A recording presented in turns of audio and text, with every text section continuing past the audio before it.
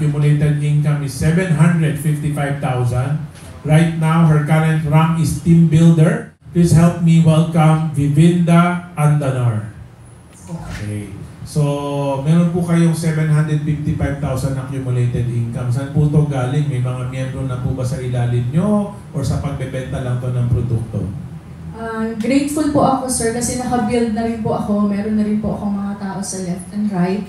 In fact, kasi nga po pandemic, medyo mas mabilis magkuha ng mga downlines kasi papaupuin mo lang din sila sa Zoom. Meron po akong nakuha na doktor. Tapos meron din po ako nakuha na, actually ang sumali yung husband, pero CPA yung wife niya. Tapos may mga employees din po, karamihan. Yung mga employees kasi parang katulad ko rin, since ngayon po part-time pa rin ako. Ang hirap nila kumuha ng oras para pumunta sa FCC.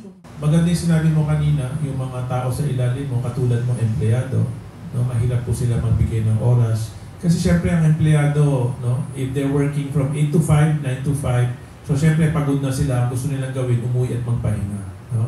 Dadating ang time, tatanda ka, magre-retiro ka, kung walang pension yung kumpanya mo, may retirement separation pay lang, one time lang yan. So hindi naman mawawala yung mga gastusin, pero tuloy-tuloy pa rin yung mga babayarin. Pag-retire mo, hindi sure yung future mo. So syempre, you need to keep looking for people kung gusto mo palakihin yung income mo sa iFern. You need to keep looking for people na who will be like you, na kahit may trabaho, willing magbigay ng oras para palakihin yung negosyo. People always say sacrifice. But when you use the word sacrifice, pangalan pa lang sacrifice, parang ayaw mo nang gawin. Sakripisyo eh. Pero pag sinabi mong I'm investing in my future, then it's a worthwhile investment kasi para sa kinabukasan mo yan. Kung hindi ikaw ang mag-i-invest, sino?